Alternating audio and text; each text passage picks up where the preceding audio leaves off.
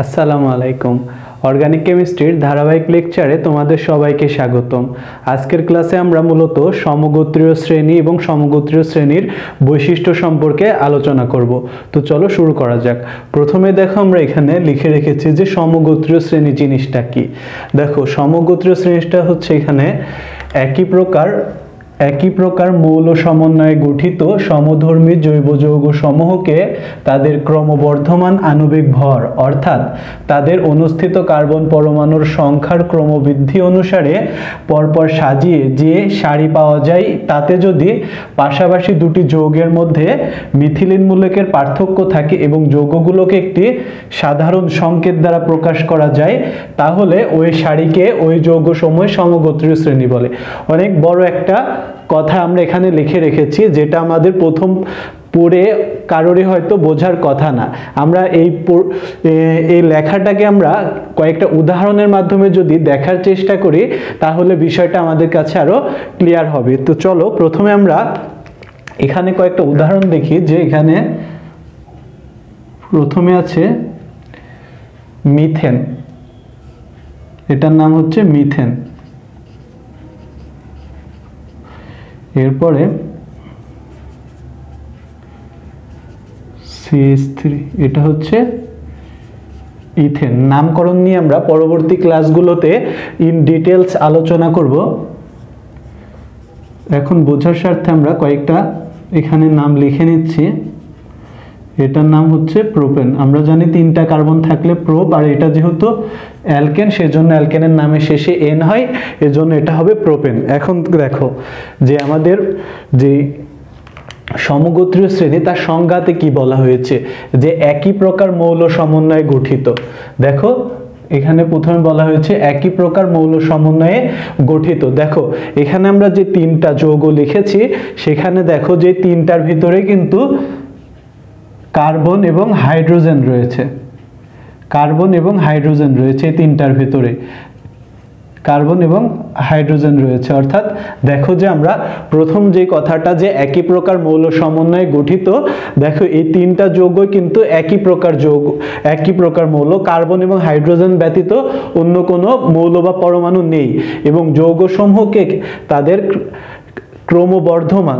ক্রমবর্ধমান আণবিক ভর অর্থাৎ তাদের কার্বন সংখ্যা বৃদ্ধির ক্রম অনুসারে যদি পরপর সাজায়, যদি তাদের যে কার্বন সংখ্যা বৃদ্ধি এই অনুযায়ী পরপর সাজায়, তাহলে তাদের মধ্যে যে 2টা যৌগ, দেখো এই প্রথমটা 2টার মধ্যে যদি আমরা ডিফারেন্স বের করি, তাহলে পাশাপাশি দুটি যৌগের মধ্যে মিথিলিন মূলকের পার্থক্য থাকে। মিথিলিন মূলকের পার্থক্য থাকে। দেখো এখন আমরা এখানে প্রথমটায় আছে একটা কার্বন, প্রথমটায় কার্বন সংখ্যা হচ্ছে 1টা, দ্বিতীয়টায় কার্বন সংখ্যা 2টা এবং তৃতীয়টায় কার্বন সংখ্যা হচ্ছে 3টা। অর্থাৎ তাদের কার্বন সংখ্যার যে ক্রমবর্ধমান অর্থাৎ পরপর যে বৃদ্ধি পেয়েছে, এই 2টার মধ্যে যদি আমরা এখন পার্থক্য বের করার চেষ্টা করি, দেখো প্রথম যেই মৌলটা রয়েছে মিথেন, মিথেনের ভেতরে কার্বন এবং হাইড্রোজেন রয়েছে। দেখো এখানে কার্বন রয়েছে 1টা এবং হাইড্রোজেন রয়েছে 4টা, কিন্তু দ্বিতীয়টা যে ইথেন সেটার বেলায় দেখো এখানে কার্বন রয়েছে 2টা এবং হাইড্রোজেন রয়েছে 6টা। তাহলে এই জায়গায় দেখো প্রথমটায় আছে কার্বন হচ্ছে 1টা এবং হাইড্রোজেন 4টা, হাইড্রোজেন 4টা এবং কার্বন 1টা। আর পরবর্তীতে দেখো ইথেনের বেলায় আমরা যদি দেখি, এখানে কার্বন রয়েছে 2টা এবং হাইড্রোজেন রয়েছে 6টা। তাহলে যে মিথেন রয়েছে, মিথেনের থেকে এর কার্বন সংখ্যা 1টা বেশি এবং হাইড্রোজেন সংখ্যা 2টা বেশি। দেখো এখানে কার্বন সংখ্যা 1টা বেশি, এখানে 1টা, এখানে 2টা। তাহলে ইথেনের বেলায় কার্বন সংখ্যা 1টা বেশি মিথেনের থেকে, আর হাইড্রোজেন মিথেনের বেলায় ছিল 4টা এবং ইথেনের বেলায় আছে 6টা, অর্থাৎ 2টা বেশি। তাহলে এই জায়গায় দেখো যে CH2 এই 2টা বেশি মিথেন থেকে, এই যে CH2 এই 2টা হচ্ছে বেশি আমরা ইথেনের বেলায় পাই। তাহলে আমরা এখানে কি বলতে পারি যে দেখো মিথেন আর ইথেন পরপর দুইটা ক্রমবৃদ্ধি অনুসারে যৌগ, যেখানে মিথেনের কার্বন সংখ্যা ছিল একটা এবং ইথেনের কার্বন সংখ্যা ছিল দুইটা, সেখানে এই দুইটার ডিফারেন্স করলে আমরা দেখতে পাই যে এই দুইটার মধ্যে যে CH2 এই দুইটার পার্থক্য রয়েছে, অর্থাৎ প্রথমটাই CH2 কম এবং পরেরটাই যে একটা কার্বন এবং দুইটা হাইড্রোজেন বেশি। আর এই টোটাল যে CH2 এটাকে বলা হচ্ছে মিথিলিন মূলক, আর এই CH2 কে বলা হচ্ছে মিথিলিন মূলক। আবার যদি আমরা ইথেন এবং প্রোপেন, আমরা যদি এই ইথেন এবং প্রোপিনের বেলায়ও দেখি যে দেখো এটাতে আমরা পেয়েছিলাম কার্বন হচ্ছে দুইটা এবং হাইড্রোজেন ছয়টা, কার্বন দুইটা এবং হাইড্রোজেন ছয়টা, কিন্তু প্রোপেনের বেলায় আবার দেখো যে এখানে কার্বন হচ্ছে তিনটা এবং হাইড্রোজেন হচ্ছে আটটা, কার্বন তিনটা হাইড্রোজেন আটটা। আবার এই দুইটার যদি আমরা এখন ডিফারেন্স করি, দেখো এই দুইটাতে ইথেনের বেলায় কার্বন আছে দুইটা কিন্তু প্রোপেনের বেলায় আছে কার্বন একটা বেশি অর্থাৎ তিনটা, তাহলে এখানে আমরা কি বলতে পারি এখানে একটা কার্বন বেশি। আর এই জায়গায় দেখো হাইড্রোজেন আছে ছয়টা কিন্তু প্রোপেনের বেলায় হাইড্রোজেন আটটা, তাহলে এখানে আমরা কি বলতে পারি যে এখানে হাইড্রোজেন দুইটা বেশি। এই যে দেখো আমরা মিথেন এবং ইথেনের মধ্যে যেই পার্থক্য করে এখানে CH2 অর্থাৎ একটা মিথিলিন মূলক বেশি পেয়েছি, আবার ইথেন এবং প্রোপেনের মধ্যে পার্থক্য করেও কিন্তু আমরা একটা মিথিলিন মূলক বেশি পেয়েছি। তাহলে আমরা যে সমগোত্রীয় শ্রেণীর যে টোটাল সংখ্যাটা আছে সেটাই দেখো, প্রথমে আমরা দেখেছি এদের একই প্রকার মৌল সমন্বয়ে গঠিত। প্রথমে এই তিনটা যৌগের মধ্যে দেখো কার্বন এবং হাইড্রোজেন ব্যতীত অন্য কোনো মৌল বা পরমাণু নেই। তারপরের যে কথাটা সেটা হচ্ছে মিথিলিন মূলকের পার্থক্য থাকে, অর্থাৎ এদের কার্বন সংখ্যা ক্রমবৃদ্ধি অনুসারে যদি সাজায় 1 2 3 এভাবে যদি সাজায় তাদের ভেতরে একটা মিথিলিন মূলকের পার্থক্য থাকে। আমরা এখানে প্রথমে 1 নম্বরে মিথেন এবং ইথেনের মধ্যে যে পার্থক্যটা করে দেখেছি, সেখানে দেখো যে মিথেনের চেয়ে ইথেনে একটা কার্বন এবং দুইটা হাইড্রোজেন বেশি। আবার ইথেন এবং প্রোপেনের বেলাও ঠিক সেমটা, যে এখানে একটা মিথিলিন মূলক অর্থাৎ একটা হাইড্রোজেন এবং একটা কার্বন এবং দুইটা হাইড্রোজেন বেশি। তাহলে আমরা দ্বিতীয় যে কথাটা যে পাশাপাশি দুটি যৌগের মধ্যে মিথিলিন মূলকের পার্থক্য থাকে এবং যৌগগুলোকে একটি সাধারণ সংকেত দ্বারা প্রকাশ করা যায়। দেখো এই তিনটা যে যৌগ রয়েছে তাদেরকে আমরা এই যে একটা সাধারণ সংকেত CnH2n+2 এই সাধারণ সংকেত দ্বারা আমরা এটাকে প্রকাশ করতে পারি। দেখো যদি আমরা এখানে একটা কার্বন দিই, এই n সংখ্যা যদি 1 দিই তাহলে সেটা হয়ে যাবে মিথেন, আমরা যদি n সংখ্যা 2 দিই তাহলে সেটা হয়ে যাবে ইথেন, এবং যদি আমরা n সংখ্যা 3 দিই সেটা হয়ে যাবে প্রোপেন। দেখো আমরা একটা যদি বের করে দেখি, ধরো এখানে আমরা n দিলাম 1, n যদি আমরা এখানে 1 দিই আবার এই জায়গায় n যদি 1 দিই তাহলে এটা দেখো দাঁড়ায় Cn এবং এখানে হাইড্রোজেন হয়ে যাবে 4। দেখো এই যে মিথেন, এখানে আমরা যত n সংখ্যা বৃদ্ধি করব তত আমাদের এখানে কার্বনের যেই সংখ্যাটা সেটাও বৃদ্ধি পেয়ে যাবে। তো এটাই হচ্ছে যে সমগোত্রীয় শ্রেণীর টোটাল যে কথাটা। আমরা আরেকবার দেখার চেষ্টা করে, এখানে বলা হয়েছে যে একই প্রকার মৌল সমন্বয়ে গঠিত সমধর্মী যৌগসমূহকে তাদের ক্রমবর্ধমান আণবিক ভর এবং তাদের অনুস্থিত কার্বন পরমাণুর সংখ্যার ক্রমবৃদ্ধি অনুসারে পরপর সাজিয়ে যে সারি পাওয়া যায়, তাতে যদি পাশাপাশি দুটি যৌগের মধ্যে মিথিলিন মূলকের পার্থক্য থাকে এবং যৌগগুলোকে একটা সাধারণ সংকেত দ্বারা প্রকাশ করা যায়, তাহলে ওই সারিকে ওই যৌগসমূহের সমগোত্রীয় শ্রেণী বলে। যেটা আমরা এই তিনটা যৌগ মাধ্যমে আমরা বিষয়টাকে পুরো এক্সপ্লেন করতে পেরেছি। আর এই তিনটাই কিন্তু দেখো যে এই তিনটা যৌগই হচ্ছে অ্যালকেন। এই তিনটাকে আমরা বলতে পারি এই তিনটাই কিন্তু দেখো অ্যালকেন। এই তিনটাই হচ্ছে অ্যালকেন। আর এই তিনটা যৌগকে তখন আমরা কি বলতে পারি, এই তিনটা হচ্ছে অ্যালকেন সমগোত্রীয় শ্রেণীর, যেহেতু তাদের যে ধর্মগুলো রয়েছে, যে সমগোত্রীয় শ্রেণী হতে যে ধর্মগুলোর কথা এখানে আমরা লিখে রেখেছি সেই ধর্মগুলো কিন্তু এরা এখানে ফিল আপ করে, তাহলে এগুলোকে আমরা অ্যালকেন সমগোত্রীয় শ্রেণীর সদস্য বলতে পারি। দেখো এই তিনটার যেই এই পরপর যেই ধর্মগুলো রয়েছে সমগোত্রীয় শ্রেণী, সেগুলো কিন্তু অ্যালকেন যে সমগোত্রীয় শ্রেণীর কথা বললে আমরা এই যে সমগোত্রীয় শ্রেণী হতে হলে যে ধর্মগুলো থাকা দরকার সেগুলো কিন্তু আমরা পেয়ে যাই। তো এই হচ্ছে আমাদের সমগোত্রীয় শ্রেণী। এই সমগোত্রীয় শ্রেণী সম্পর্কে আমাদের আর এবার আমরা কয়েকটি সমগোত্রীয় শ্রেণীর উদাহরণ এবং তাদের সাধারণ সংকেত দেখব। আশা করি সমগোত্রীয় শ্রেণী সম্পর্কে কারোর কোনো সমস্যা থাকার কথা না। এবার আমরা কয়েকটি সমগোত্রীয় শ্রেণী এবং তাদের সাধারণ সংকেত এবং কয়েকটি উদাহরণ দেখব। এখানে যে কয়েকটি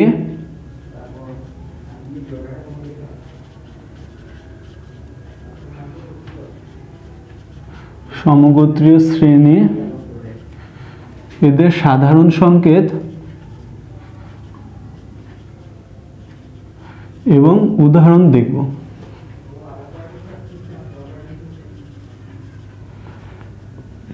এই যে প্রথমে ধরো আমরা একটা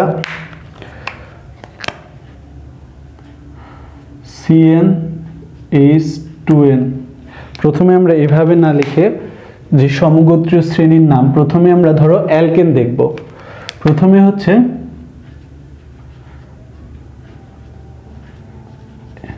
অ্যালকেন, তাহলে অ্যালকেনের সাধারণ সংকেত কি? অ্যালকেনের সাধারণ সংকেত হচ্ছে CnH2n+2। এর কয়েকটা উদাহরণ যদি দেখি, এখানে n সংখ্যা আমরা 1 2 3 পূর্ণ সংখ্যা বসাবো, তাহলে এই জায়গায় প্রথমটা এর উদাহরণ হবে ধরো মিথেন, ইথেন, প্রোপেন, এরকম চলতে থাকবে। যত আমরা কার্বন সংখ্যা বসাবো তত আমাদের এখানে আরো এর উদাহরণ রয়েছে, আমরা এখানে ইত্যাদি লিখে দিলাম।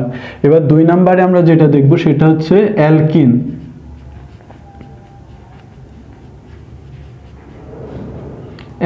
অ্যালকিনের সাধারণ সংকেত হচ্ছে CnH2n। এর উদাহরণ হচ্ছে ইথিন, প্রোপিন ইত্যাদি। এরকম আরো অনেক উদাহরণ রয়েছে, এই জন্য আমরা এখানে ইত্যাদি লিখে দিলাম। 3 নম্বরে আমরা দেখব অ্যালকাইন।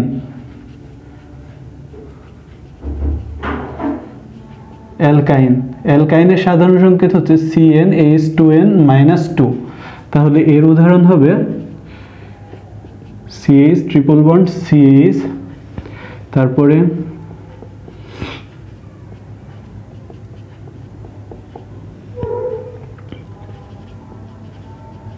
এই যে অ্যালকেনের সাধারণ সংকেত এবং তার উদাহরণ। 4 নম্বরে আমরা দেখব অ্যালকোহল।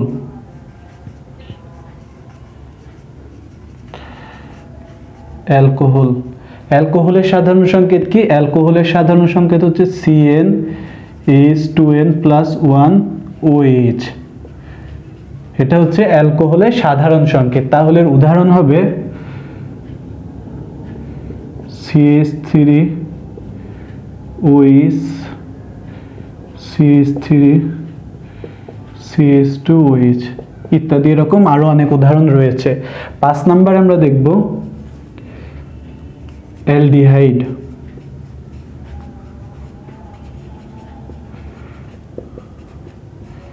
অ্যালডিহাইডের সাধারণ সংকেত CnH2n+1CHO। তাহলে এর উদাহরণ হচ্ছে HCHO, তারপরে CH3CHO, CH3CH2, CHO ইত্যাদি। এরকম আরো অনেক উদাহরণ রয়েছে। 6 নম্বরে আমরা দেখব কিটোন।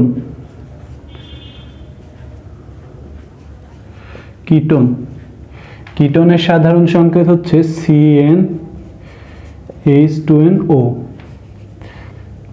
এর উদাহরণ হচ্ছে CH3COCH3,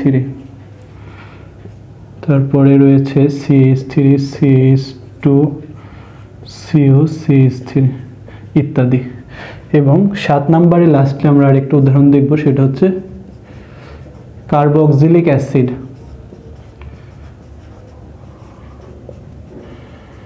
কার্বক্সিলিক অ্যাসিডের সাধারণ সংকেত হচ্ছে CnH2n+1COOH।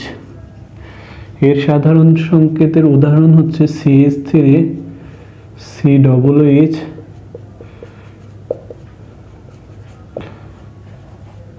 ইত্যাদি এরকম আরো অনেক উদাহরণ রয়েছে। তাহলে আমরা এখানে কয়েকটি সমগোত্রীয় শ্রেণী, তাদের সাধারণ সংকেত এবং তাদের উদাহরণ দেখলাম। প্রথমে আমরা দেখেছি অ্যালকেন, যার সাধারণ সংকেত হচ্ছে CnH2n+2 এবং উদাহরণ মিথেন, ইথেন এরকম আরো অনেক উদাহরণ রয়েছে, এজন্য আমরা ওখানে ইত্যাদি লিখে দিয়েছি। তারপরে দেখেছি অ্যালকেন, যার সাধারণ সংকেত CnH2n, তারপরে অ্যালকাইন CnH2n-2, তারপর রয়েছে অ্যালকোহল। দেখো যে এখানে যে অ্যালকোহল, অ্যালডিহাইড এবং কার্বক্সিলিক অ্যাসিড এই তিনটার যে সাধারণ সংকেত রয়েছে এগুলো প্রায় সেম, শুধু শেষের যে কার্যকরী মূলকটা সেটা এখানে পৃথক, আলাদা আলাদা। তাছাড়া এই প্রথম অংশটুকু CnH2n+1 এটুকু কিন্তু এই তিনটারই সেম, শুধু এখানে কার্যকরী মূলক আলাদা। আর এই যে কিটোন যেটা রয়েছে এটা আমরা এখানে এই কিটোন বাদে আমরা যে বাকি 6টা সাধারণ সংকেত সমগোত্রীয় শ্রেণী দেখেছি এগুলো কিন্তু আমরা 9-10-এও দেখে এসেছি, কিন্তু এই কিটোনটা আমাদের কাছে এখানে নতুন। তো এরকম আরো অনেক সমগোত্রীয় শ্রেণী অ্যামিন, ইথার, অ্যাস্টার এগুলো রয়েছে, এগুলো আমরা পরবর্তীতে একে একে দেখতে থাকবো। তো এই হচ্ছে কয়েকটি সমগোত্রীয় শ্রেণী, তাদের সাধারণ সংকেত এবং উদাহরণ। তো এর পরবর্তীতে আমরা যেটা আলোচনা করব তা হলো সমগোত্রীয় শ্রেণীর বৈশিষ্ট্য।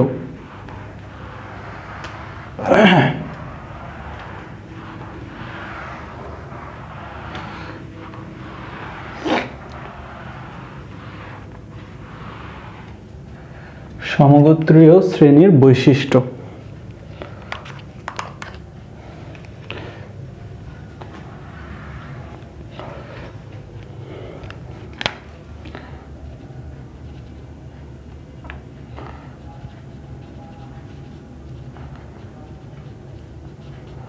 সমগোত্রীয় শ্রেণীর বৈশিষ্ট্য কি কি এগুলো আমরা এখন একটু দেখার চেষ্টা করব।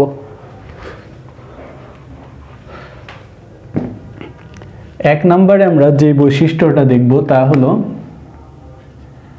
এক নম্বরে যে এদেরকে একটি সাধারণ সংকেত দ্বারা প্রকাশ করা যায়। সাধারণ সংকেত দ্বারা প্রকাশ করা যায়, এটা হচ্ছে সমগোত্রীয় শ্রেণীর একটা বৈশিষ্ট্য, যেখানে আমরা দেখলাম এদেরকে একটি সাধারণ সংকেত দ্বারা প্রকাশ করা যায়। তো উদাহরণ হিসেবে আমরা যদি দেখি, দেখো আমরা যদি অ্যালকেনকে নিই তাহলে প্রথমে আমরা যদি অ্যালকেনকে নিই, দেখো যে অ্যালকেনের সাধারণ সংকেত আমরা এইমাত্র দেখে আসলাম যে অ্যালকেনের সাধারণ সংকেত কি CnH2n+2। আবার আমরা যদি অ্যালকোহলের কথা চিন্তা করি, দেখো অ্যালকোহল, তাহলে অ্যালকোহলের সাধারণ সংকেত কি CnH2n+1OH। এই অ্যালকেনের যে সাধারণ সংকেত রয়েছে সেই সাধারণ সংকেত দিয়ে অ্যালকেন শ্রেণীর যতগুলো যৌগ রয়েছে সেগুলোকে কিন্তু এই সংকেত দ্বারা প্রকাশ করা যায়। তারপরে অ্যালকোহল যেটা রয়েছে এটার সাধারণ সংকেত দিয়েও কিন্তু অ্যালকোহল শ্রেণীর যতগুলো যৌগ রয়েছে তাদেরকে প্রকাশ করা যায়। এজন্য এখানে বলা হয়েছে এদেরকে একটি সাধারণ সংকেত দ্বারা প্রকাশ করা যায়। এই হচ্ছে সমগোত্রীয় শ্রেণীর একটা বৈশিষ্ট্য। তারপরে 2 নম্বরে আমরা আরেকটা বৈশিষ্ট্য দেখব যে এদের একটা কার্যকরী মূলক থাকে। এদের প্রত্যেকের নির্দিষ্ট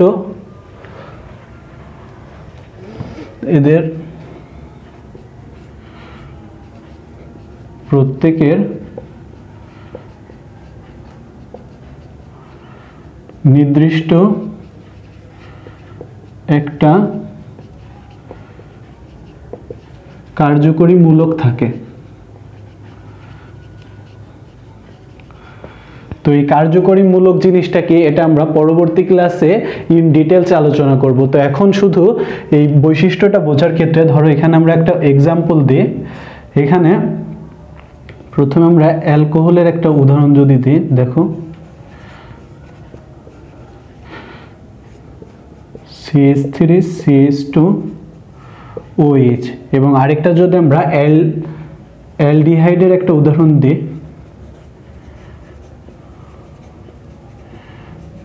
তাহলে CH3 CH2CHO। দেখো এই অ্যালকোহল এবং অ্যালডিহাইডের এই দুইটা যৌগের মধ্যে আমরা এখানে সবকিছু সেম থাকলেও আমরা কোন জিনিসটা আলাদা দেখতে পাই, এই যে শেষের যে অ্যালকোহলের বেলায় OH এবং CH এর অ্যালডিহাইডের বেলায় CHO, এই শেষের যে দুইটা OH এবং CHO এই দুইটা কিন্তু এই অ্যালকোহল এবং অ্যালডিহাইডের যে যৌগসমূহ রয়েছে তাদেরকে পৃথক করে রেখেছে। দেখো এখানে এই প্রথম অংশ দুইটারই কিন্তু সেম, কিন্তু এদেরকে পৃথক করে রেখেছে কে, এই যে শেষের যে OH এবং CHO। তাহলে এই দুইটাই হচ্ছে এই অ্যালকোহল এবং অ্যালডিহাইডের কার্যকরী মূলক। এই কার্যকরী মূলক সম্পর্কে আমরা পরবর্তী ক্লাসে আরো ইন ডিটেলস আলোচনা করব। তাহলে 2 নাম্বার বৈশিষ্ট্যটা কি, দেখো এদের প্রত্যেকের নির্দিষ্ট একটি কার্যকরী মূলক থাকে। এই যে আমরা অ্যালকোহল এবং অ্যালডিহাইডের দেখেছি যে এই শেষের এই OH এবং অ্যালডিহাইডের বলে CHO এই দুইটা তাদেরকে পৃথক পৃথক করে রেখেছে। তো এই হচ্ছে দুইটা বৈশিষ্ট্য। এরপরে আরো বৈশিষ্ট্য রয়েছে।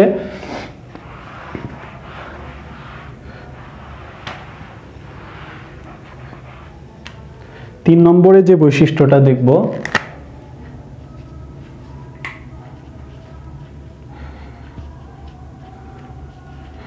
এদের মধ্যে এখানে এদের পাশাপাশি দুটি যৌগের মধ্যে পাশাপাশি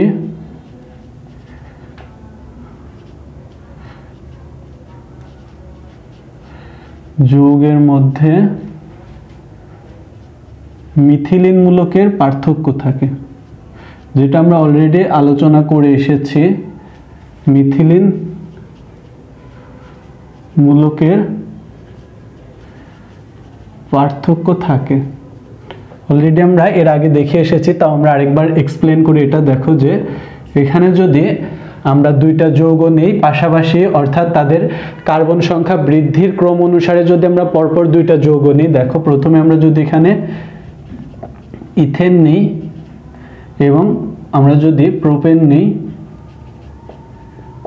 এই যে এই দুইটা যৌগের ক্ষেত্রে দেখো প্রথমটাতে আছে কার্বন আছে 2টা এবং হাইড্রোজেন আছে 6টা, আর পরেরটাতে রয়েছে কার্বন আছে 3টা এবং হাইড্রোজেন আছে 8টা। তাহলে এই দুইটাকে যদি আমরা একটু পার্থক্য বের করার চেষ্টা করি, দেখো প্রথমটার থেকে যে ইথেন থেকে প্রোপেনে একটা কার্বন সংখ্যা বেশি, আবার হাইড্রোজেন সংখ্যা প্রোপেনে 2টা বেশি। ইথেনের বেলায় আমরা হাইড্রোজেন দেখেছি 4টা, কিন্তু 6টা, এবং প্রোপেনের বেলায় আমরা হাইড্রোজেন দেখছি 8টা, অর্থাৎ 2টা হাইড্রোজেন বেশি। আর তাহলে এখানে বলতে পারি এখানে ইথেন এবং প্রোপেন থেকে যদি আমরা পার্থক্য বের করি, তাহলে এখানে আমরা একটা কার্বন এবং 2টা হাইড্রোজেন বেশি পাই। আর এই যে CH2 রয়েছে এটাই মূলত মিথিলিন মূলক। তাহলে আমরা 3 নাম্বার বৈশিষ্ট্যটা কি দেখলাম, যে এদের পাশাপাশি দুটি যৌগের মধ্যে মিথিলিন মূলকের পার্থক্য থাকে। তাহলে এ হচ্ছে 3 নাম্বার যে বৈশিষ্ট্যটা। এরপরে রয়েছে 4 নাম্বারে আমরা দেখব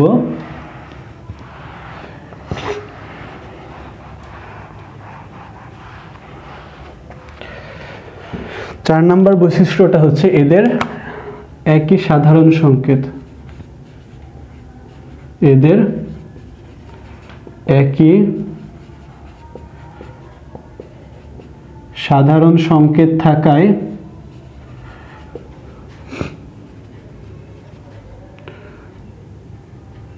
এদের একটি সাধারণ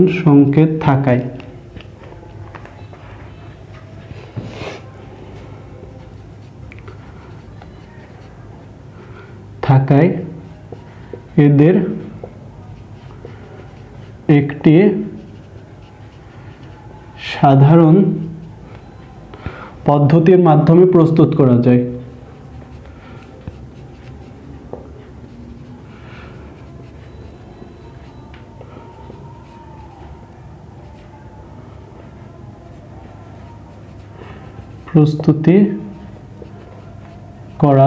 দেখো এদের একই সাধারণ সংকেত থাকায় এদের একটি সাধারণ পদ্ধতির মাধ্যমে প্রস্তুত করা যায়, অর্থাৎ এদের যেই যৌগগুলো আমরা উৎপন্ন করব সেগুলোর পদ্ধতি কিন্তু সেম থাকবে।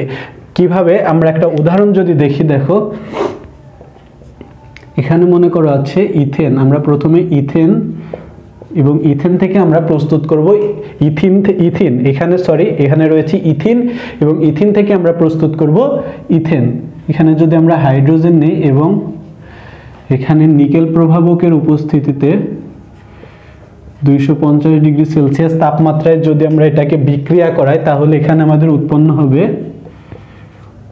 ইথেন।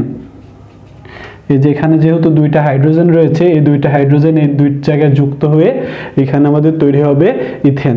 আবার যদি আমরা ইথিন বাদে যদি আমরা অন্য আরেকটা যৌগ নিই, ধরো প্রোপিন, এখানে যদি আমরা প্রোপিন নিই তাহলেও কিন্তু সেম হবে। কিভাবে দেখো, এখানে যদি আমরা সবকিছু সেম রেখে এখানে আগের মতো নিকেল প্রভাবক এবং 250 ডিগ্রি সেলসিয়াস তাপমাত্রায় যদি আবার বিক্রিয়া করাই তাহলে এখানে উৎপন্ন হবে তখন প্রোপেন।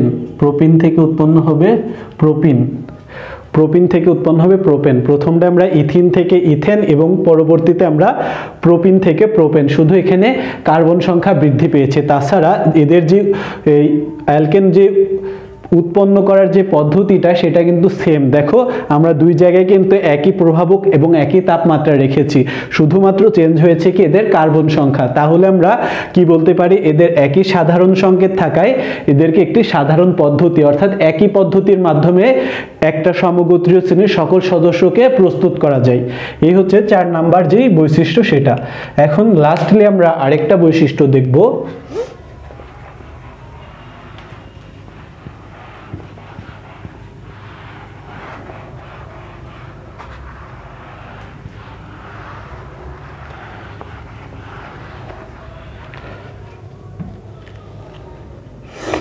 পাঁচ নাম্বারে আমরা দেখব যে একই সমগোত্রীয় শ্রেণীর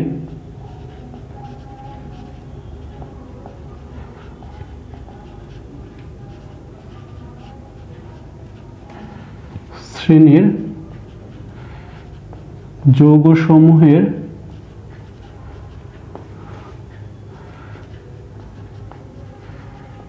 কার্যকরী মূলক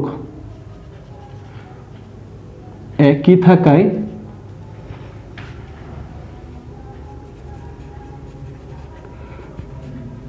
এদের যে রাসায়নিক ধর্ম রয়েছে সেটাই সাদৃশ্য রয়েছে। রাসায়নিক ধর্মে সাদৃশ্য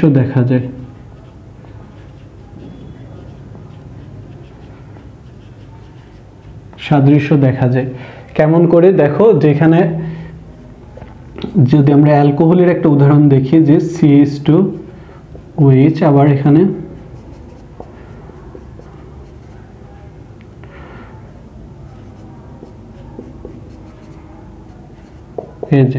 এই দুইটা অ্যালকোহলের ভেতরে কিন্তু আমরা এদের যে রাসায়নিক ধর্ম সেটা কিন্তু আমরা সেম দেখতে পাই। কিন্তু আরেকটা কথা আছে, কিন্তু এদের রাসায়নিক ধর্ম এক থাকলেও এদের যে ভৌত ধর্ম বলতে কোনগুলো, যেগুলো আমরা চোখে দেখি, যেমন গলনাঙ্ক, স্ফুটনাঙ্ক, এটা কতটা ঘন অর্থাৎ এদের ঘনত্ব, সেগুলো কিন্তু কখনো সেম হয় না। তাহলে আমরা কি বলে, দেখো এখানে যে কিন্তু এদের ভৌত ধর্ম অর্থাৎ স্ফুটনাঙ্ক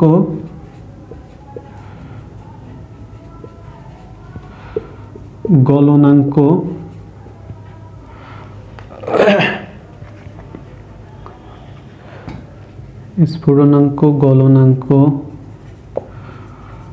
ঘনত্ব একই হবে না। অর্থাৎ এদের যে একই সমগোত্রীয় শ্রেণী হওয়ায় এদের ভিতরে যে রাসায়নিক ধর্মে যে সাদৃশ্য দেখা যায়, কিন্তু ভৌত ধর্মের বেলায় সেটা ঘটে না। অর্থাৎ ভৌত ধর্মে যেগুলো আমরা চোখে দেখতে পাই অর্থাৎ স্ফুটনাঙ্ক, তারপরে গলনাঙ্ক এবং ঘনত্ব, এগুলোর যে সাদৃশ্য সেটা কিন্তু নাও হতে পারে। কিভাবে, উদাহরণ যদি দেখি, দেখো আমরা যে এখানে CH3OH এর যে স্ফুটনাঙ্ক রয়েছে, এর স্ফুটনাঙ্ক হচ্ছে